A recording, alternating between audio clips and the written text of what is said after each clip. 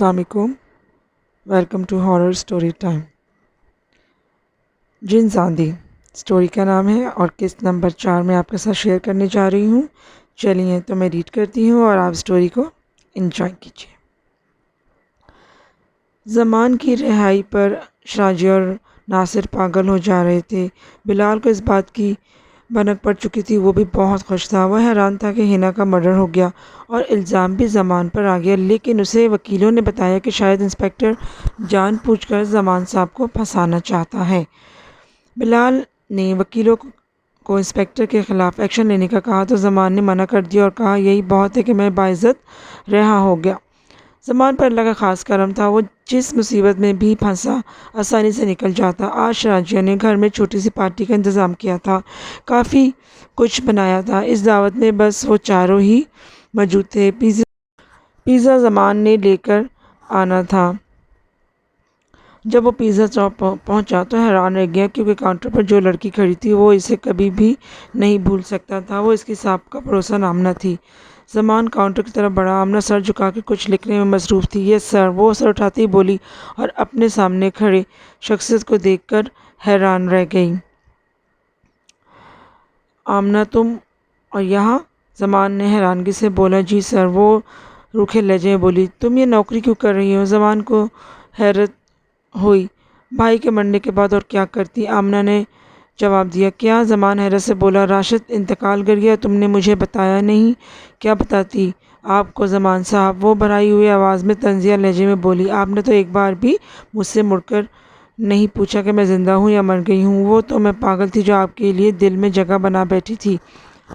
तो तुम मुझसे प्यार करती थी? ज़मान को एक धचका लगा। जी हाँ, लेकिन अब आप तो ऐसे छोड़कर गए, दोबारा खबर ही नहीं ली। राशिद एक ट्रक से टकराकर इस दुनिया में मुझे अकेला छोड़ गया। आखिर कब तक मैं भूखी रहती? बड़ी मुश्किल से ये जॉब मिली है। आमना ने अपने आंसू साफ करते हुए कहा। तुम मुझसे एक बार मिल तो लेती। ज़मान ने कहा। क्या कहती और कहाँ मिलती मैं आपसे? जाते हुए एक लफ्ज़ खुदा हाफिज़ भी आपने मुझे ना कहा, और वैसे भी किसी के आगे मैं हाथ नहीं फैलाती। वो गुस्से से बोली। मेरा ये मतलब हरगिज़ ना था आमना। ज़मान शर्मिंदा होते हुए बोला। आपका जो भी मतलब था, अपना ऑर्डर लीजिए और प्लीज़ यहाँ से चले जाइए, आमना ने मुँह बनाते हुए कहा। ज़मान कुछ ना बोला और पिज़्ज़ा लेकर घर आ गया। शराजिया को पिज़्ज़ा दिया और सीधा अपने कमरे में चला गया। तीनों ज़मान को जाता हुआ हैरत से देखते रहे। इसे क्या हुआ? बिलाल हैरानगी से बोला। पता नहीं। नासिर ने कंधे उचकाए। पता करते हैं चलकर। इतना कहकर शराजिया कमरे की तरफ बढ़ी। दोनों तेजी से शराजिया के पीछे हो लिए। तुम कुछ परेशान लगते हो, आखिर क्या बात है? शराजिया ने पूछा। बिलाल, बात दरअसल ये है कि पिज़्ज़ा शॉप पर आमना मिली थी। वो हालात की संगीनी के बाइस वहाँ जॉब कर रही है। इसकी हालत देख के मेरा दिल बैठा जा रहा है।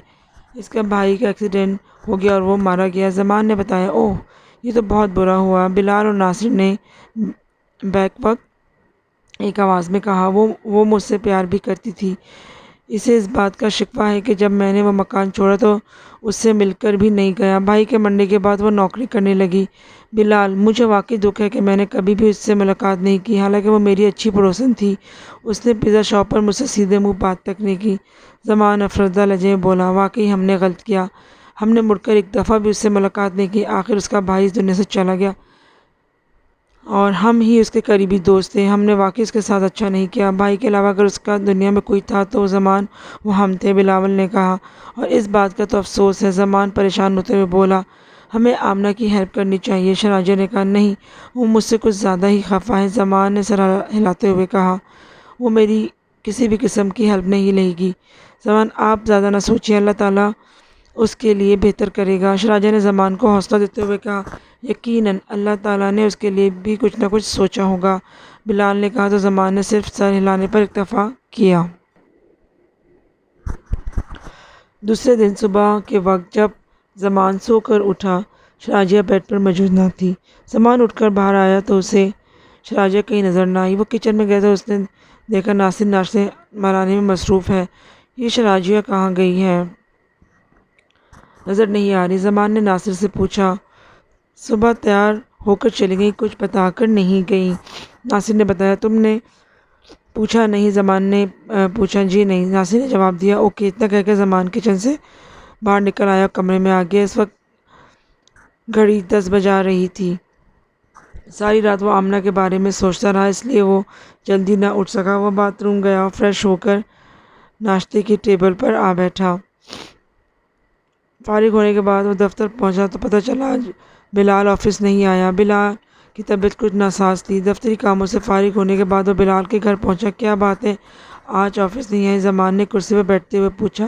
بس کچھ طبیعت ٹھیک نہیں تھی، بلال نے بتایا۔ اچھا ایسا کرو کل بھی چھٹی کر لینا، زمان نے کہا۔ ٹھیک ہے، بلال نے اس باب میں سر ہلایا۔ اخبار میں اشتہار دے دو کہ پرسنل سیکرٹری کی ضرورت ہے، زمان نے کہا۔ ہنا جیسی پرسنل سیکرٹری؟ بلال نے ہنستے ہوئے کہا۔ توبہ توبہ، اللہ ایسی سیکرٹریوں سے جان بچائے، زمان نے کانوں کو ہاتھ لگایا تو بلال ایک بار پھر ہنس پڑا۔ اور تم سناؤ، تم سیر کے لیے کب جا رہے ہو؟ دیکھیں گے، جیسے شراجیہ بولے گی اسی حساب سے ہم پلان بنائیں گے۔ زمان جب گھر پہنچا تو شراجیہ گھر میں ہی موجود تھی۔ شراجیہ صبح تم کہاں چلی گئی تھی؟ زمان نے پوچھا۔ آپ کے لیے ایک سرپرائز کا انتظام کرنے گئی تھی، شراجیہ نے مسکراتے ہوئے جواب دیا۔ سرپرائز؟ زمان حیرانی سے بولا۔ کیسا سرپرائز؟ میں آپ کو کل بتاؤں گی، شراجیہ مسکراتے ہوئے بولی۔ ٹھیک ہے، مجھے یقین ہے تم مجھے اچھا سرپرائز دو گی، زمان نے مسکراتے ہوئے کہا، اور جواباً اس کی بیگم بھی مسکرا دی۔ دوسرے دن زمان سو کر اٹھا تو اس نے دیکھا شراجیہ بیڈ پر موجود نہ تھی۔ یہ کیسا سرپرائز ہے؟ زمان بیڈ سے اترتے ہوئے بولا۔ وہ کمرے سے باہر آیا، کچن میں داخل ہوا، لیکن آج تو ناصر بھی اسے کہیں نظر نہیں آ رہا تھا۔ اسے سارا گھر چھان مارا لیکن اسے ناصر کہیں بھی نظر نہیں آیا۔ آخر یہ مجھے بتائے بغیر کیا کر رہے ہیں؟ وہ الجھن بھرے لہجے میں بولا۔ آج گھر میں رہ کر دیکھوں تو کہ آخر یہ کر کیا رہے ہیں۔ یہ سوچ کر اس نے بلال کے گھر فون کیا تاکہ آج وہ آفس کا کام سنبھال لے، لیکن بلال کے گھر بیل تو جا رہی تھی لیکن وہ اٹھا نہیں رہا تھا۔ یہ کمبخت بلال فون کیوں نہیں اٹھا رہا؟ وہ غصے سے بڑبڑایا۔ کافی دیر تک ٹرائی کرتا رہا لیکن کوئی فائدہ نہ ہوا۔ آخر تک ہار کر اس نے ریسیور کیٹل پر پٹک دیا اور کمرے میں آ کے بیٹھ گیا۔ زمان کے ذہن میں کئی سوالوں کی الجھن پیدا ہو رہی تھی۔ وہ پولیس اسٹیشن سے تو بآسانی رہا ہو گیا لیکن جو کچھ اسے وکیلوں نے بتایا تھا ایسا اس دن کچھ بھی نہ ہوا تھا، کیونکہ اس رات اسے ہنا کا ملازم کہیں بھی نظر نہیں آیا تھا، اور جبکہ ملازم کا کہنا تھا کہ زمان قتل کے بعد آیا تھا، اس کا مطلب ملازم جھوٹ بول رہا تھا، اور میں تو اس رات ہنا کے ساتھ ہی تھا اور صبح کو واپس آیا تھا۔ انسپکٹر کا بھی یہی کہنا تھا کہ ملازم اب اسے اپنے بیان سے پیچھے ہٹ رہا ہے۔ انسپکٹر کا یہ بھی کہنا تھا کہ سب سے بڑی الجھن یہ تھی کہ فنگر پرنٹس کی رپورٹس بھی آدھے گھنٹے میں بدلی جا چکی تھی، حالانکہ وہ آدھا گھنٹہ پہلے رپورٹ پڑھ چکا تھا کہ چاقو پر انگلیوں کے نشانات زمان کے ہیں۔ جب ملازم نے اپنا بیان بدلا تو رپورٹ بدل گئی، حالانکہ وہ انسپکٹر کی آنکھوں کے سامنے سے ایک سیکنڈ بھی ہٹا نہیں، یا وہ رپورٹ اس کی نظروں کے سامنے سے نہیں ہٹی۔ ایسی الجھن شاید کبھی بھی حل نہیں ہو سکتی تھی۔ پھر وہ اپنے بستر پر آرام سے لیٹ گیا اور جب گھڑی نے پر نظر ڈالی تو صرف ابھی 12 کا ٹائم تھا۔ یا آخر شراجیہ ناصر چلے کہاں گئے؟ اچانک اس کے ذہن میں آیا کیوں نہ ڈرائیور سے دریافت کروں، لیکن پھر اسے سوچ کر ارادہ ترک کر دیا کہ ظاہری بات ہے ڈرائیور بھی انہی کے ساتھ ہوگا۔ ایک بار پھر زمان سوچوں کے سمندر میں کھو گیا۔ ہیلو زمان! اچانک زمان کے کانوں میں ایک جانی پہچانی نسوانی آواز ابھری۔ زمان نے دروازے کی طرف دیکھا تو وہ حیران رہ گیا اور تیزی سے بیڈ سے اتر کر کھڑا ہو گیا۔ سامنے آمنہ شادی کے جوڑے میں ملوث کھڑی تھی۔ آمنہ تم؟ وہ حیرانی سے بولی۔ پھر اچانک آمنہ کے پیچھے سے مسکراتا ہوا بلال سامنے آ گیا۔ بلال تم؟ وہ ابھی تک الجھن میں مبتلا تھا۔ جی ہاں، یہ دونوں شادی کر چکے ہیں اور یہی آپ کا سرپرائز تھا۔ شراجیہ مسکراتی ہوئی کمرے میں داخل ہوئی اور اس کے پیچھے ناصر تھا۔ یہ سب کیا ہے؟ زمان حیرانی سے بولا۔ میں بتاتا ہوں، بلال پہلے ہی بول پڑا۔ پرسوں جب تم نے آمنہ کی بات کی تو بھابھی نے آمنہ کے متعلق مجھ سے ساری معلومات حاصل کی، پھر انہوں نے مجھے یہ رائے دی کہ میں آمنہ سے شادی کر لوں، اس طرح زمان کے دل سے بوجھ اتر جائے گا۔ میں راضی ہو گیا، اس لیے ہم آمنہ کے گھر اسے منانے چلے گئے۔ ہم نے پلان بنایا کہ تمہیں اس بات کی بالکل خبر نہ ہو۔ کافی بحث و منت کے بعد آمنہ بھی مان گئی اور آج ہم نے نکاح کا پروگرام بنایا تھا سو ہم صبح ہی نکل گئے۔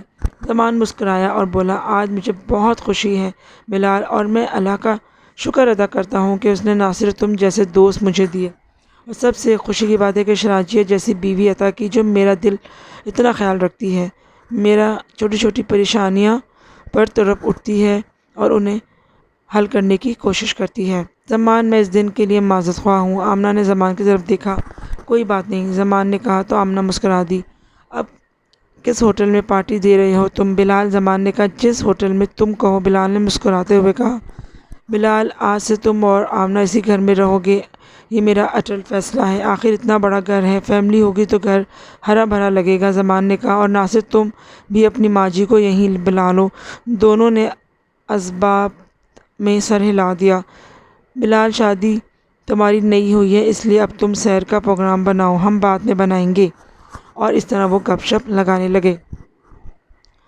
زمان حیرانگی سے ادھر ادھر دیکھ رہا تھا۔ اسے اچھی طرح یاد تھا وہ جب سویا تھا تو اپنے بستر پر موجود تھا، لیکن اب جب اس کی آنکھ کھلی تو وہ گھنے جنگل میں موجود تھا۔ بڑا خوفناک جنگل تھا یہ، کہیں یہ پھر خواب تو نہیں؟ اس کے ذہن میں خیال آیا۔ یہ سوچ کر اس نے اپنی انگلی دانتوں میں دبا لی تو بے اختیار اس کی چیخ نکل گئی۔ تو اس کا مطلب ہے یہ خواب نہیں؟ وہ کراتے ہوئے بولا۔ وہ اٹھ کھڑا ہوا۔ یا میرے اللہ، یہ میرے ساتھ کیا ہو رہا ہے؟ وہ پریشانی سے آسمان کی طرف دیکھتے ہوئے بولا۔ اچانک اس کے کان میں پتوں کی کڑکڑاہٹ کی آواز پڑی تو زمان نے اس کی سمت دیکھا تو خوف سے اس کی رونگٹے کھڑے ہو گئے، پیروں کے نیچے سے زمین سے رکھتی ہوئی معلوم ہوئی، کیونکہ سامنے ایک شخص کھڑا اسے گھور رہا تھا۔ اس کا خوفناک انسان اس نے زندگی میں کبھی نہیں دیکھا تھا۔ اس کی ناک عام ناک سے کافی بڑی تھی، آنکھوں کی جگہ دو گھڑے تھے جن میں جیسے انگارے دہک رہے ہوں، نچلا آدھا ہونٹ کٹا ہوا تھا۔ آؤ آئی، وہ شخص چیخا اور غائب ہو گیا۔ اس شخص کو غائب ہوتے دیکھ کر زمان گھبرا گیا اور ایک طرف دوڑ پڑا، اور وہ بری طرح تیزی سے بھاگ رہا تھا۔ جب وہ دوڑتے دوڑتے تھک گیا تو ایک جگہ کھڑا ہو کر اپنا سانس بحال کرنے لگا۔ وہ اس جگہ سے کافی دور بھاگ آیا تھا۔ اس آدمی کا چہرہ بار بار زمان کے سامنے آ رہا تھا۔ وہ اتنا خطرناک ہونے کے باوجود زمان کو کچھ بھی نہیں کہہ گیا تھا۔ جس طرح وہ چیخا تھا اس کا ضرور کوئی مطلب تھا۔ زمان کو بھوک کا احساس بھی ہونے لگا۔ اچانک اس کی نظر درخت پر لگے سیبوں پر پڑی۔ سیبوں کا رنگ سرخ تھا۔ زمان کے منہ میں سیبوں کو دیکھ کر پانی آ گیا اور زمان کو بھوک کا احساس بھی ہو گیا۔ اچانک اس کی نظر درخت پر لگے سیبوں پر پڑی اور وہ اس کی طرف چل پڑا۔ درخت کی شاخیں اونچی تھیں، سوائے ایک شاخ کے۔ زمان سیب توڑنے کے لیے اپنی جگہ سے اچھلا تو اس کا ہاتھ شاخ پر لگا اور دو تین سیب شاخ سے ٹوٹ کر زمین پر گرے۔ زمین پر گرے سیبوں کا حال دیکھ کر زمان حیران رہ گیا، کیونکہ سارے سیب زمین پر گر کر پانی ہو گئے۔ یہ کیا؟ وہ حیرت سے بولا۔ سیب پانی کیسے ہو سکتے ہیں؟ اس نے دو تین سیب اور شاخ سے گرائے، لیکن نتیجہ وہی نکلا۔ اس نے سیب کھانے کا ارادہ ترک کر دیا۔ وہ آگے بڑھا تو اسے کئی جگہ انسانی ڈھانچے نظر آئے۔ کافی خوفناک جنگل تھا یہ۔ وہ ڈر رہا تھا کہ کسی خونخوار جانور سے اس کا واسطہ نہ پڑ جائے۔ ڈر کی وجہ سے اس کا دل دھک دھک کر رہا تھا۔ اچانک ایک عجیب قسم کی آواز فضا میں گونجی اور پھر ایک عجیب قسم کا شور ہر طرف پھیل گیا۔ چند لمحوں میں ہی زمان اپنے ہوش و حواس سے بیگانہ ہو چکا تھا۔ زمان کو جب ہوش آیا تو اس نے اپنے آپ کو ایک جھوپڑی میں پایا۔ وہ پتوں اور بانسوں کی بنی ہوئی جھوپڑی تھی۔ زمان کے سامنے بڑے سے پتے میں عجیب قسم کے پھل پڑے ہوئے تھے۔ زمان کو تو بھوک پہلے سے بہت لگی ہوئی تھی۔ اس نے تیزی سے پھل کی طرف ہاتھ بڑھایا، پھر یہ سوچ کر ہاتھ پیچھے کر لیا کہ پھل بھی سیب جیسے نہ ہو۔ اس نے زندگی میں کبھی ایسے پھل نہیں دیکھے تھے۔ یا اللہ، مجھے اس مصیبت سے بچا لے، زمان اوپر دیکھتے ہوئے بھرائی ہوئی آواز میں بولا۔ اسی وقت جھوپڑی کا دروازہ کھلا تو وہ جھوپڑی سے باہر آ گیا۔ پھر تیز پڑپڑاہٹ کی آواز سنائی دی۔ اتنے میں ایک خوبصورت لڑکی جس کی کمر پر لگے ہوئے تھے اچانک درختوں کے بیچ سے نکلی اور اس نے زمان کو کندھوں سے پکڑ کر اوپر کھینچ لیا۔ زمان کو لے کر تیزی سے آسمان کی طرف اڑ گئی۔ اس کے پر بڑی تیزی سے چل رہے تھے۔ اندھیری رات ہر طرف پھیلی ہوئی تھی۔ وہ لڑکی ایک جگہ اتری اور زمان کو زمین پر لٹا دیا۔ کیونکہ زمان بے ہوش اور زخمی تھا، اس نے زمان کے زخم پر ہاتھ رکھا اور جب ہاتھ اٹھایا تو زمان کے جسم پر کوئی بھی زخم نہیں تھا۔ پھر وہ زمان کے چہرے پر جھک کر اس کے آنسو صاف کرنے لگی۔ زمان کی آنکھیں کھلی۔ اس نے اپنے پاس روتی ہوئی لڑکی کو دیکھا تو حیران رہ گیا۔ اس نے دیکھا لڑکی کی کمر پر بھی موجود تھے۔ چاند کی روشنی میں زمان کو وہ چہرہ شناسا سا لگا۔ وہ اٹھ کر بیٹھ گیا۔ شراجیہ تم؟ وہ حیرانی سے شراجیہ کی طرف دیکھتے ہوئے بولا۔ وہ شراجیہ تھی۔ زمان، مجھے معاف کر دو، میری وجہ سے تمہیں اتنی تکلیفیں جھیلنی پڑی۔ شراجیہ کہتی ہوئی زمان کے کندھے پر سر رکھ کر رونے لگی۔ زمان حیرانگی سے شراجیہ کے پروں کی طرف دیکھ رہا تھا اور شراجیہ مسلسل روتی جا رہی تھی۔ شراجیہ، کیا ہوا؟ تم اس طرح کیوں رو رہی ہو؟ زمان نے اسے اپنے آپ سے علیحدہ کرتے ہوئے کہا۔ اس سے پہلے کہ شراجیہ کوئی جواب دیتی، آگ کے شعلے زمان کی طرف بڑھے تو فوراً ہی زمان چیختا ہوا ایک طرف بھاگا۔ شراجیہ نے غصے سے گھوم کر دیکھا، سامنے وہی پرندہ نما انسان اور ایک خوبصورت لڑکی پروں کے سہارے کھڑے تھے۔ شراجیہ نے گردن گھما کر زمان کی طرف دیکھا جو مسلسل چیخے جا رہا تھا۔ شراجیہ نے اپنا ہاتھ زمان کی طرف کیا تو زمان کے کپڑوں میں لگی آگ تیزی سے بجھ گئی۔ آگ نے زمان کے جسم کو بالکل بھی نہیں چھوا تھا۔ شراجیہ پھپھری ہوئی شیرنی کی طرح گھومی اور بولی، کعبہ نجالیہ، یہ تمہارا آخری دن ہے۔ ویورز، انشاءاللہ آخری قسط کے ساتھ میں حاضر ہوں گی۔ اس وقت تک کے لیے اجازت دیجیے۔ اپنے بڑوں کا خیال رکھیے۔ اللہ حافظ۔